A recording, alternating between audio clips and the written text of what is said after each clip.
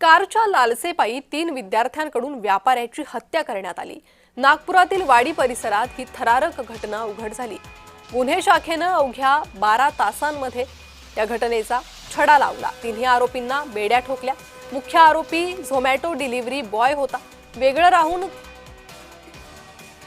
काम करत असल्याची माहिती आहे। तिन्ही आरोपींना बेड्या ठोकण्यात आलेल्या आहे। कारच्या लालसेपोटी व्यापाऱ्याची हत्या केल्याचं उघड झालंय।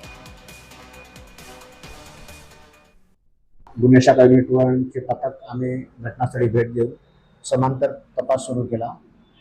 सदर जो मृतदेह मिळालेला होता त्याला डोक्यामध्ये दगडाने ठेचून त्याला निर्घृणपणे खून केलेला होता आणि या आधारावर आम्ही तांत्रिकदृष्ट्या तपास करत सीसीटीव्ही फुटेजचा तपास करत आणि मिळालेली गोपनीय माहिती याच्या आधारे आम्ही काल केडीकी परिसरातून नंदनवन भागातून 3 आरोपी ताब्यात घेतले रात्री उशिरापर्यंत।